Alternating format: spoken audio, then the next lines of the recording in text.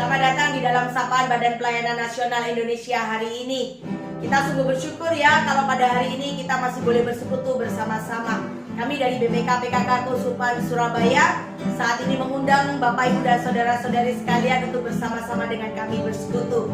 Bagi Bapak Ibu dan saudara-saudari sekalian yang rindu untuk mendukung setiap pelayanan dari Badan Pelayanan Nasional, silakan Anda dapat memberikan persembahan kasih dengan mentransfer ke rekening yang tertera di layar ini. Mari saat ini kita mau memulai persekutuan doa kita pada hari ini di dalam nama Bapa dan Putra dan Roh Kudus. Amin. Kami sungguh bersyukur Tuhan kalau hari ini boleh ada atas hidup kami. Kami sungguh bersyukur Tuhan kalau sepanjang hari ini juga penyertaan-Mu boleh sempurna dalam hidup kami. Kami sungguh bersyukur Tuhan kalau dalam masa apapun di dalam hidup kami Engkau selalu hadir. Engkau selalu memelihara kami dan mencukupkan kami. Kalau di saat-saat ini Tuhan mungkin situasi yang boleh kami alami, situasi yang boleh terjadi di dunia ini sungguh membuat kami khawatir, sungguh membuat kami takut Tuhan. Tetapi biarlah pada hari ini Tuhan, kami mau meletakkan semuanya itu di bawah kaki salib-Mu. Dan kami percaya bahwa Engkau adalah Tuhan yang memelihara hidup kami. Kami percaya Tuhan, di dalam setiap musim hidup kami, kasih-Mu tetap sama.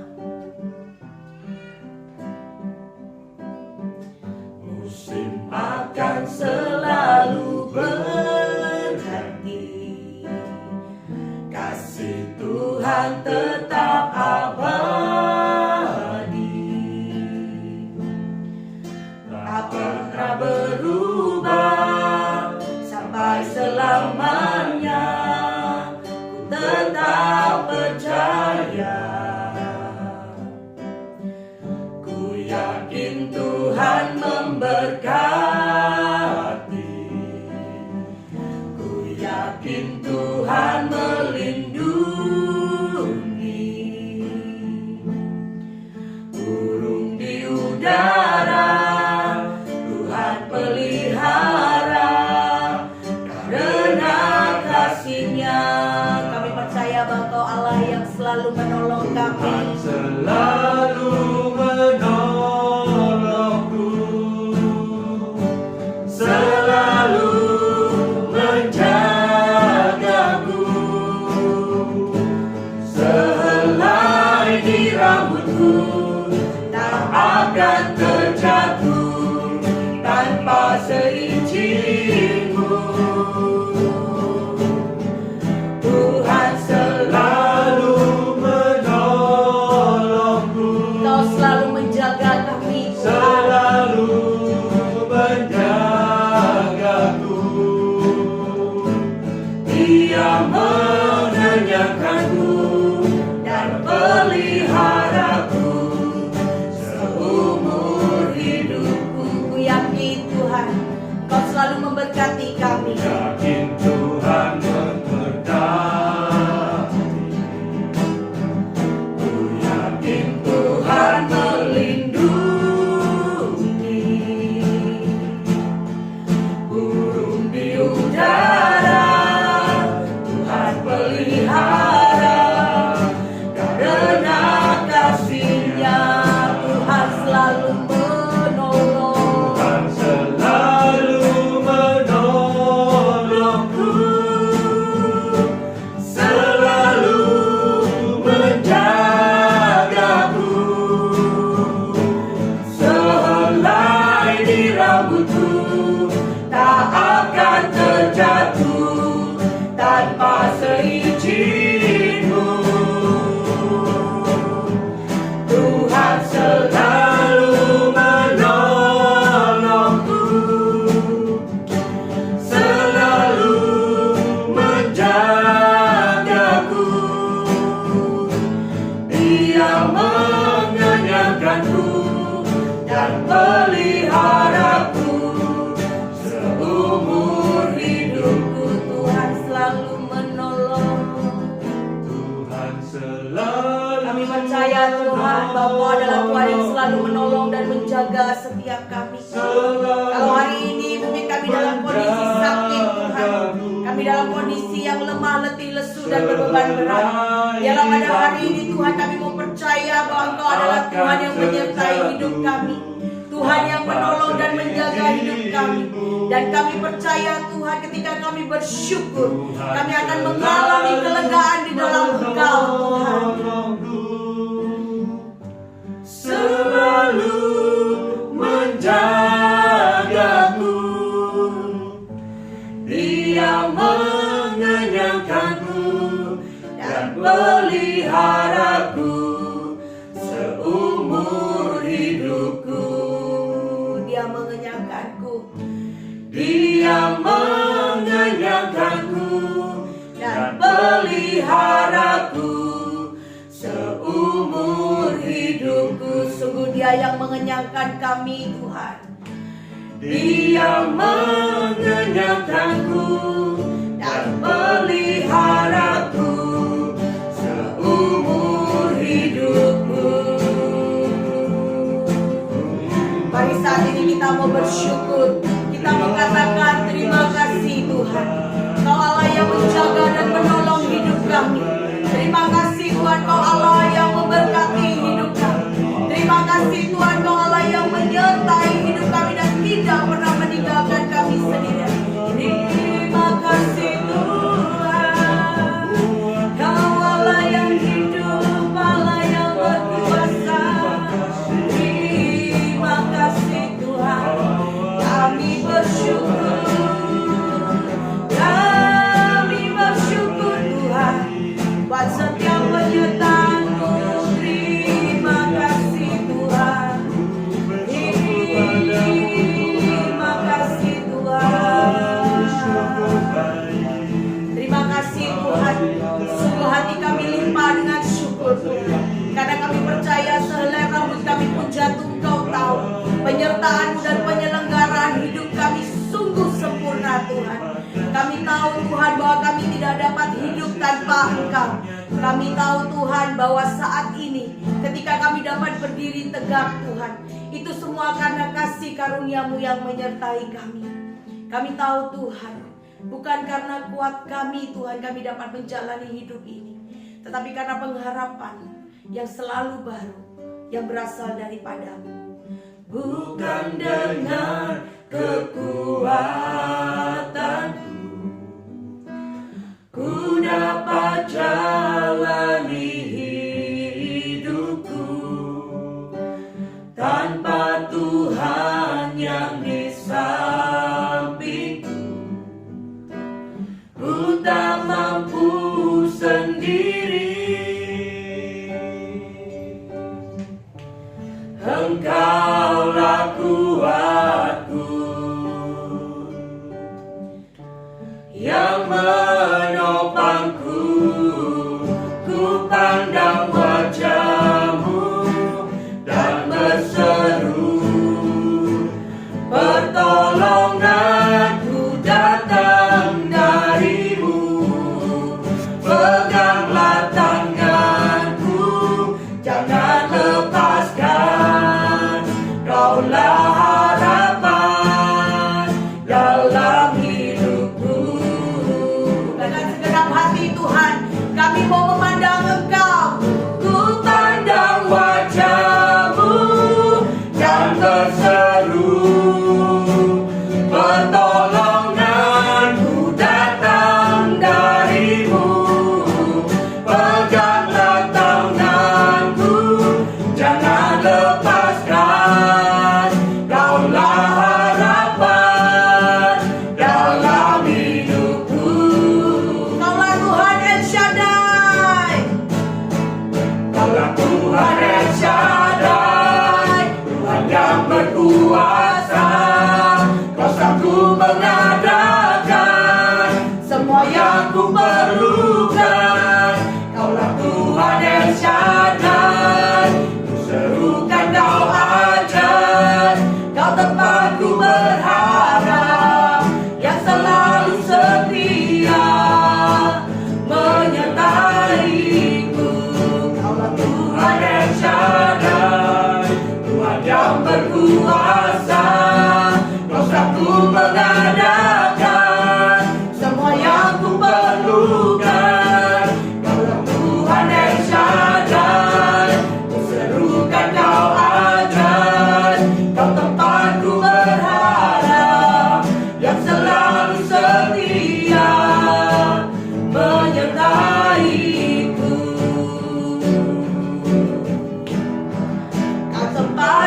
berharap, yang selalu setia menyertaiku.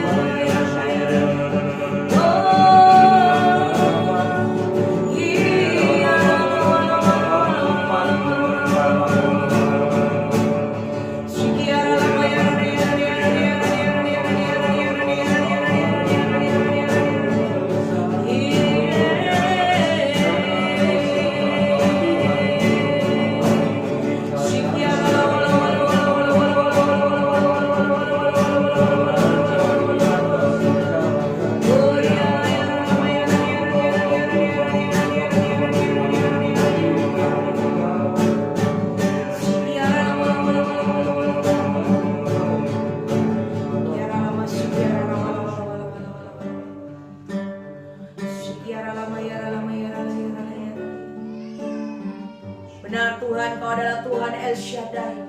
Engkau Tuhan yang berkuasa. Engkau Tuhan yang sungguh-sungguh besar, yang selalu ada di dalam setiap hidup kami. Terima kasih Tuhan. Kasih-Mu mengalir atas setiap kami. Biarlah pada hari ini Tuhan, kami mau membuka setiap hati kami untuk mendengarkan firman-Mu. Kami mau membuka setiap diri kami seutuhnya Tuhan di hadapan-Mu. Untuk kami boleh sungguh-sungguh menjadi pribadi yang siap untuk Kau sirami Tuhan dengan firman-Mu. Terima kasih Tuhan. Beracaralah Tuhan, berkatalah atas setiap hati kami, sehingga setiap firman yang ditaburkan boleh sungguh-sungguh bertumbuh di dalam setiap hati kami. Terima kasih Tuhan. Kemuliaan kepada Allah Bapa dan Putra dan Roh Kudus, seperti pada permulaan, sekarang, selalu, dan sepanjang segala abad. Amin. Shalom, Bapak Ibu, teman-temanku yang terkasih di dalam Tuhan kita Yesus Kristus. Kita bertemu di dalam Sapaan Rohani BPN dengan tema Imanku Diuji. Bapak Ibu, teman-temanku yang terkasih, kita sudah mengalami masa pandemi kurang lebih hampir 1,5 tahun lamanya. Dan selama masa pandemi ini, kita mendengar begitu banyak anak-anak Tuhan yang mengalami hal-hal yang bertubi-tubi terjadi di dalam hidupnya. Bahkan mungkin juga kita sendiri yang mengalaminya. Pandemi ini menyebabkan banyak orang yang mengalami sakit, dan bahkan juga ada yang mengalami kematian. Kita mendengar begitu banyak sahabat-sahabat kita yang mengalami sakit. Kita mendengar begitu banyak orang-orang yang kita kenal, teman-teman, sahabat-sahabat kita yang sudah tiada karena COVID. Bapak Ibu yang terkasih, bukan hanya soal kesehatan, tetapi pandemi ini juga menyebabkan dalam hal ekonomi, banyak orang yang kehilangan pekerjaan. Banyak usaha yang kehilangan omset. Bahkan juga banyak perusahaan-perusahaan yang sudah mulai kewalahan. Ada yang sudah bangkrut malah. Dan semua ini kita alami menyebabkan kita mengalami ujian iman yang sungguh luar biasa. Tetapi pertanyaannya yang paling penting adalah ketika iman kita diuji, teman-teman, apakah kita bisa tetap setia? Apakah kita bisa tetap bertumbuh bahkan di tengah-tengah ujian itu? Kita yakin dan percaya, bukan teman-teman, bahwa sebagai anak-anak Allah, tidak ada hal yang datang dan terjadi di dalam kehidupan kita tanpa terlebih dahulu ada di dalam persetujuan Allah. Kita adalah orang-orang yang Tuhan kasihi, dan kita percaya Allah Bapa mengetahui apa yang sanggup untuk kita pikul dan apa yang tidak sanggup untuk kita pikul. Memang terkadang banyak persoalan yang terjadi dalam hidup kita ini terjadi karena kesalahan yang kita buat. Kita mungkin lebih sombong, kita mungkin egois, sehingga kita mengambil keputusan yang salah. Kita mengambil jalan yang salah. Kita bertindak keliru. Namun banyak juga persoalan yang terjadi di dalam kehidupan kita terjadi begitu saja. yang datang tanpa bisa kita kontrol, menimpa kita tanpa pernah kita pikirkan sebelumnya. Sama bukan dengan apa yang terjadi akhir-akhir ini. Di masa pandemi ini, banyak hal yang terjadi di luar daripada apa yang bisa kita pikirkan, di luar daripada apa yang bisa kita kontrol. Begitu juga apa yang terjadi pada diri saya dan suami saya di awal-awal masa pandemi di tahun 2020. Ketika sesuatu yang terjadi di awal pandemi itu menimpa saya dan suami saya, itu adalah sesuatu hal yang sangat menakutkan. Karena waktu itu baru masa pandemi. Kita masih belum tahu bagaimana caranya menangani pasien COVID. Dokter-dokter masih bingung, masih meraba-raba, obatnya juga masih tebak-tebakan, dan sungguh itu sesuatu yang menakutkan. Saya rasa sampai sekarang pun ketika orang divonis menderita COVID, itu masih sesuatu yang menakutkan. Tetapi yang sungguh lebih menakutkan lagi di masa pandemi awal-awal itu adalah stigma negatif yang diberikan kepada sekitar kita oleh lingkungan kita ketika orang tersebut diketahui adalah pasien COVID. Pada tanggal 16 Maret tahun 2020, suami saya pulang dari Jakarta. Waktu itu awal-awal pandemi di Jakarta sudah banyak orang yang terpapar. Tetapi di Jayapura, di tempat kami tinggal, belum ada orang yang terpapar. Dan bahkan di sini alat PCR pun belum berfungsi. Kami harus mengirimkan sampel ke Makassar untuk mendapatkan hasilnya. Dan suami saya pulang dari Jakarta pada tanggal 16 Maret. Beberapa hari kemudian dia mulai merasakan badannya tidak enak. Dia mulai batuk. Dan kemudian juga dia mulai tidak bisa makan. Demam, diare, dan juga sakit di sekujur tubuhnya.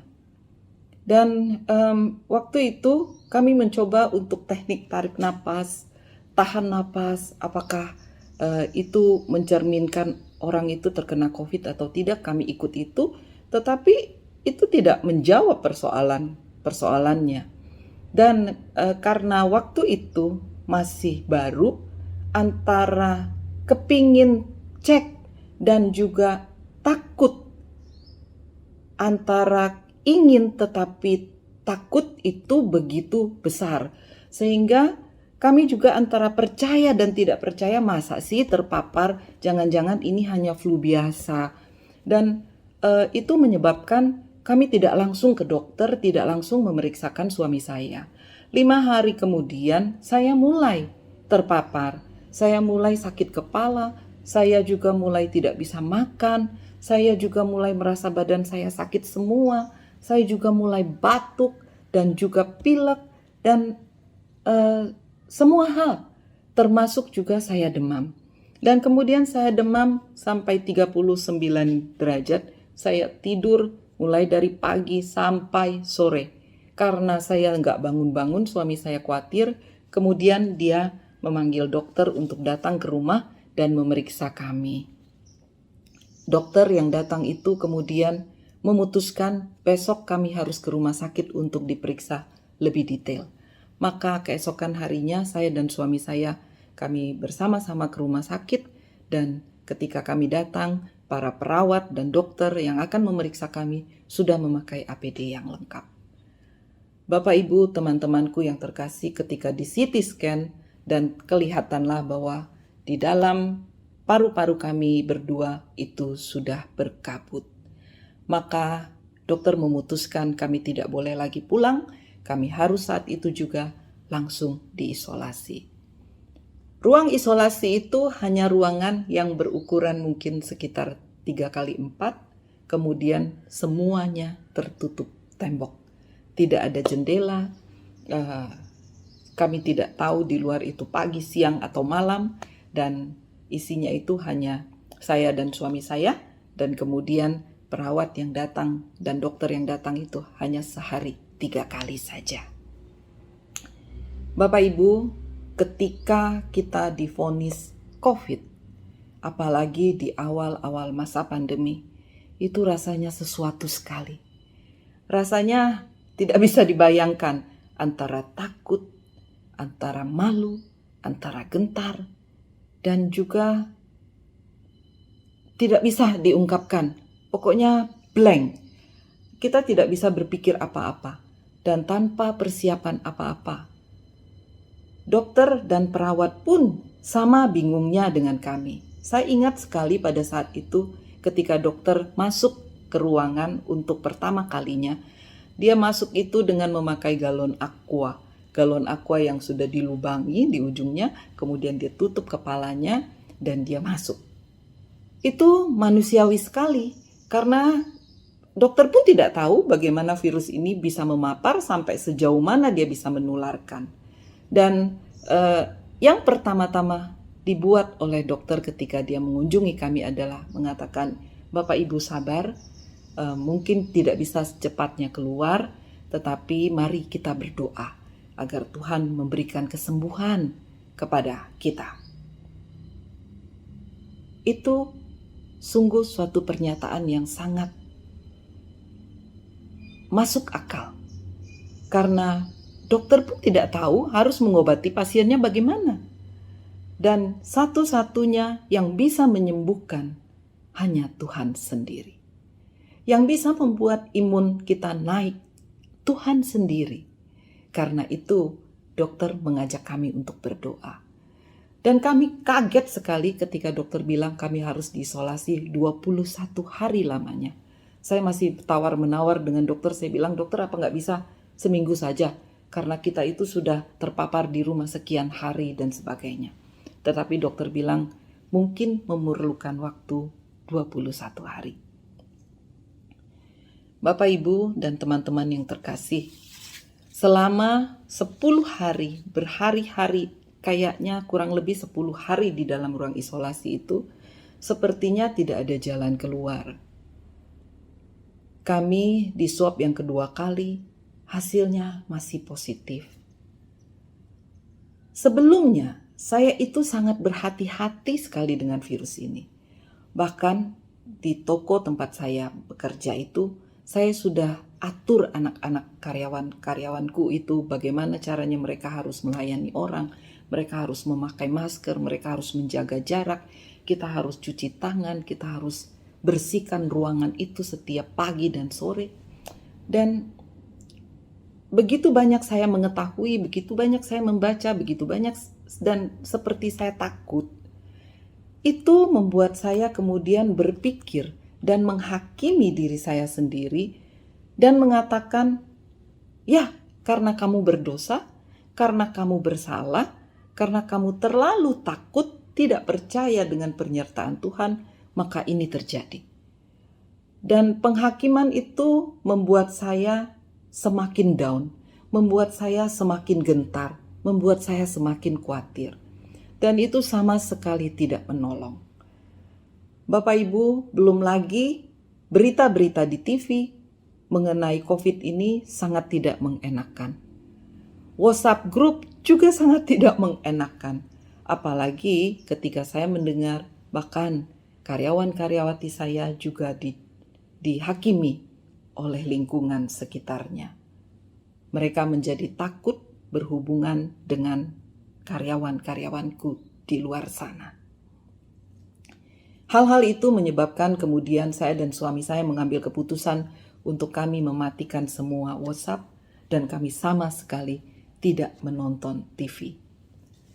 Apa yang terjadi kemudian adalah saya sangat bersyukur ketika awal-awal masa pandemi itu, bahkan juga sampai sekarang teman-teman. Ada begitu banyak misa-misa online. Ada begitu banyak adorasi online yang bisa saya ikuti. Dan juga saya bersama-sama dengan anak-anak saya di Jakarta, kami kemudian doa novena setiap hari. Kemudian saya juga ada doa koronka bersama-sama dengan teman-teman tim doa setiap hari. Saya dan suami saya terus memuji Tuhan setiap hari. Dan kemudian sampai suatu kali, Tuhan mengingatkan saya akan firman-Nya. Tuhan berkata bahwa aku ingin mengetahui rancangan-rancangan apa yang ada padaku mengenai kamu, yaitu rancangan damai sejahtera, bukan rancangan kecelakaan, untuk memberikan kepadamu hari depan yang penuh harapan. Dan kalimat Tuhan ini membuat saya hidup rasanya, membuat saya mempunyai harapan. Saya yakin dan percaya Tuhan mempunyai rancangan damai sejahtera untuk saya dan suami saya. Saya yakin dan percaya rancangan Tuhan ini bukan rancangan kecelakaan, tetapi rancangan untuk hari depan yang penuh harapan. Dan saya menantikan harapan itu. Saya tahu, saya yakin bahwa kasih Allah yang begitu besar, yang sudah rela mati di kayu salib, sudah dicurahkan bagi saya dan suami saya. Dan kemudian Tuhan ubahkan pikiran saya. Tidak lagi menghakimi diri sendiri. Tapi Tuhan ubahkan pikiran saya, membuat saya bisa melihat bahwa Tuhan mau mempersiapkan saya untuk tahu lebih banyak. Untuk tahu bagaimana harus bersikap. Tahu bagaimana harus mengatur sehingga orang lain tidak terpapar. Tahu bagaimana harus menjaga hati, harus bersabar, harus mau mengampuni. Terlebih lagi dia mau agar saya fokus kepadanya. Bukan hanya sibuk secara jasmani, tetapi Tuhan mau kita sibuk secara rohani. Dan di dalam ruang isolasi itu memungkinkan kami untuk memiliki saat teduh, memiliki waktu yang lebih banyak bersama Tuhan. Teman-teman yang terkasih, kemudian muncul Tuhan taruh di dalam hati saya bahwa dengan satu jentikan jari saja Allah mengizinkan saya dan suami saya mengalami sakit. Tetapi saya juga tahu Tuhan berikan hikmat itu bahwa dengan jentikan jari berikutnya Dia pasti akan memulihkan saya. Dia pasti akan membuat saya sembuh, bukan karena obat, bukan karena manusia, tetapi sesungguhnya karena kasih karunia Allah. Dan hari itu tiba-tiba saya merasa beda sekali. Saya merasa damai sejahtera Allah melingkupiku. Saya merasa sukacita Allah sungguh memberikan aku pengharapan. Kalau dengan satu jentikan saja Tuhan bisa membuat kita sakit, mengalami ujian iman, maka pada jentikan yang berikutnya Tuhan akan membuat saya mengalami kemenangan. Dan saya diingatkan oleh Tuhan bahwa ada rancangan Tuhan yang indah di dalam hidup kita. Di dalam kamar isolasi ini saya menyadari sepenuhnya bahwa saya harus kembali fokus kepada Allah. Semua bukan soal banyaknya pelayanan yang kita lakukan. Bukan soalnya banyaknya pekerjaan yang kita lakukan. Dan juga itu semua hanya bumbu. Makanan intinya harus enak dan segar dahulu. Berapapun banyak bumbu yang dipakai, kalau bahan utamanya itu tidak enak, bahan utamanya itu sudah rusak, tidak ada gunanya. Tetapi tanpa bumbu pun, kalau makanan utamanya itu sudah enak, bahannya itu segar, pasti akan enak. Dan makanan utamanya itu adalah bagaimana kita mengikatkan diri kita seutuhnya, sebaik-baiknya dengan Tuhan. Kita harus punya hubungan yang intim dengan Allah, karena iman itu adalah anugerah pemberian dari Allah.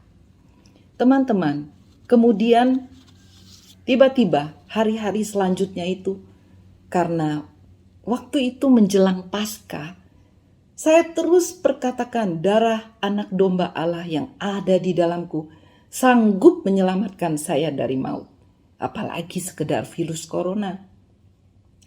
Dalam nama Tuhan Yesus, saya sudah sembuh. Beberapa hari kemudian ketika diswab, puji Tuhan, luar biasa, benar, sudah negatif. Tetapi pada saat itu, negatif 1 kali belum boleh keluar dari ruang isolasi. Harus negatif 2 kali. Saya ingat sekali waktu itu menjelang hari Kamis Putih kami diswab. Menjelang perayaan Minggu Palma kami diswab. Dan kemudian mendapat hasilnya negatif itu di hari Minggu Palma. Kemudian diswab lagi yang kedua kali itu menjelang hari Kamis Putih. Dan pada saat itu saya bilang sama Tuhan, Tuhan, saya perkatakan dan saya pertaruhkan, saya imani bahwa ketika nanti Engkau bangkit, Engkau juga membangkitkan saya. Ketika Engkau keluar dari lubang kuburmu, aku juga keluar dari ruang isolasi. Teman-teman, hari Jumat saya berharap, saya manusia berharap hasil akan diberitahukan hari Sabtu. Saya menghitung, ini nanti hasilnya pasti hari Sabtu. Tapi ternyata hari Jumat rumah sakit mengabarkan kepada saya begini, Ibu, saya minta maaf, mungkin nanti hasilnya bisa dikabarkan hari Senin karena reagen kita habis. Aduh, saya langsung sempat khawatir, tetapi terus firman Tuhan langsung masuk dan kasih tahu saya begini, apakah khawatirmu itu bisa menambah sehasta saja pada jalan hidupmu? Jangan khawatir, engkau sudah memegang janjiku. Dan saya langsung tidak mau khawatir lagi. Saya tetap berkatakan, saya tetap imani bahwa ketika nanti Tuhan Yesus bangkit, saya juga bangkit. Maka saya tidur, saya ikut misa Kamis Putih, saya ikut misa Jumat Agung, saya ikut misa malam Paskah, dan saya ikuti semua dengan penuh sukacita. Dan tiba-tiba di hari Minggu pagi, jam 5 pagi, direktur rumah sakit telepon saya. Dan dia bilang, Ibu sudah bangun? Saya bilang, sudah. Hasilnya sudah keluar, Ibu. Ibu negatif. Ibu bisa keluar hari ini. Aduh, sungguh luar biasa rasanya. Tidak bisa dikatakan, teman-teman. Rasanya tidak bisa saya ungkapkan. Bukan soal negatifnya saja, tetapi soal bagaimana Tuhan tidak pernah ingkar janji. Bagaimana Tuhan tidak pernah biarkan satu hari pun lewat daripada apa yang dia janjikan.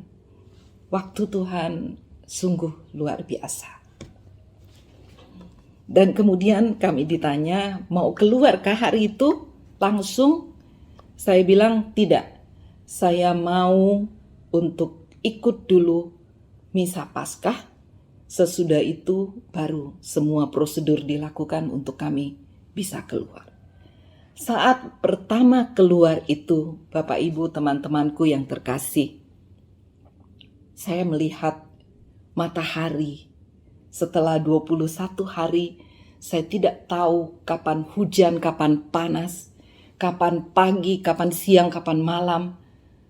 Tapi hari itu, saya keluar dan saya melihat matahari. Saya bertemu orang-orang. Saya melihat bukit-bukit. Semua begitu indah. Semua begitu luar biasa. Dan saat itu saya merasa, Tuhan, Engkau Raja, Engkau Allah, dan Engkau 3 hari ada di dalam kubur. Sama seperti saya ada di dalam ruang isolasi. Dan ketika Engkau keluar, Tuhan, dari kubur untuk keselamatan saya, untuk keselamatan dunia ini. Engkau masuk ke kubur bukan karena salahmu, tapi engkau menanggung dosa kami. Saya bisa merasakan seolah-olah apa yang Tuhan rasakan ketika di dalam kubur. Teman-temanku, ketika iman kita diuji, jangan pernah lari. Ketika iman kita diuji, semakin datang kepada Tuhan. Karena hanya di dalam Kristus kita bisa mendapatkan kemenangan. Hanya di dalam Kristus kita bisa beroleh damai sejahtera. Dan hanya di dalam Kristus ada keselamatan. Saya minta maaf, sudah setahun berlalu, tetapi ketika men-sharingkan hal ini, saya selalu merasa saya tidak pantas.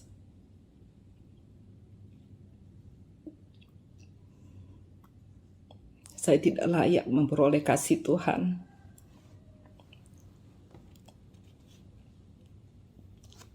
Allah terlalu baik, sangat baik.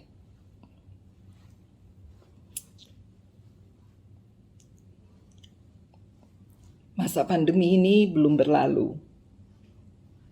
Perjuangan kita, ujian iman kita juga belum selesai. Tetapi percayalah teman-teman, tetap bersama-sama dengan Tuhan, tetap kuat di dalam Dia, kita pasti akan memperoleh kemenangan. Tuhan tidak pernah meninggalkan kita. Biar Bapa yang terus pegang tangan kita, biar Bapa yang terus memberikan kepada kita kekuatan, memberikan kepada kita penghiburan, pertolongan. Yakin dan percayalah, Allah kita tidak pernah terlambat. Tuhan Yesus memberkati. Apa yang disampaikan pada hari ini, sampai jumpa di sapaan BPN berikutnya pada hari Kamis dan Sabtu pukul 21 WIB. Kita percaya bahwa iman yang kita miliki lebih dari pemenang. Haleluya. Ibarat ada pancinya, Yesus Raja segala raja. Haleluya. Bangkitlah gerejanya, kita lebih dari pemenang. Haleluya. Ibarat ada pancinya, Yesus Raja segala raja. Haleluya. Bangkitlah gerejanya,